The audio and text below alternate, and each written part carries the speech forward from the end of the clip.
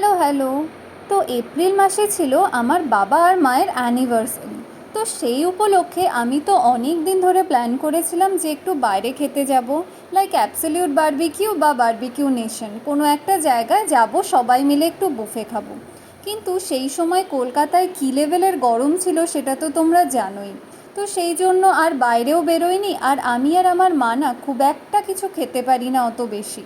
তাই জন্য ভাবলাম একবার বারবিকিউ নেশনের যে হোম ডেলিভারিটা হয় ইউবিকিউ, সেটাই অর্ডার করি।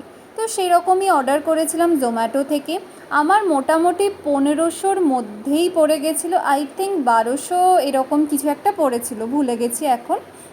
তো অনেকগুলোই আইটেম দেয়া ছিল, প্রায় 18টার মতো আইটেম ছিল, আর আমি এক্সট্রা করে ওদের ওই গার্লিক প্রনটা অর্ডার করেছিলাম, সেটার জন্য চার্জ লেগেছিল।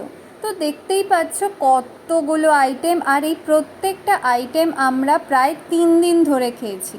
তবে হ্যাঁ, খুবই মোটামুটি খেতে। আমি একদমই সাজেস্ট করব না কাউকে যে তোমরা বারবিকিউ নেশনে গিয়ে খাও, ঠিক আছে গরম গরম, বাট কখনোই এরকম হোম ডেলিভারি নিও না।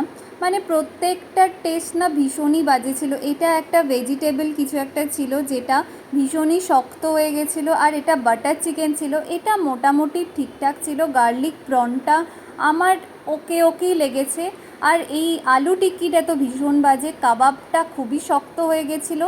চিকেনের এই উইংসগুলো ঠিকঠাকই ছিল, বিরিয়ানিটাও আমার বেশ হালকা হালকা লেগেছে, তবে চিকেনগুলো খুব চিলি ছিল।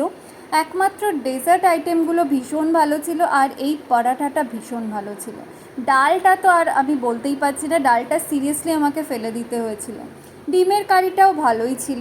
চিকেনটা দেখতেই পাচ্ছ টেন্ডার ছিল, বাট ভীষণই শক্ত শক্ত ছিল। ডেজার্টগুলো নিয়ে কোনো কথা হবে না, যাই বলো তাই বলো, খুবই খেতে ভালো ছিল। হালুয়াটা আমার একটু মিষ্টি লেগেছে, ওটা মা খেয়ে নিয়েছে। আর এই যে কাবাবগুলো দেখছো, এগুলো মানে মোটামুটি লেগেছে আমার, অল টোটাল বলতে পারো। টাটা।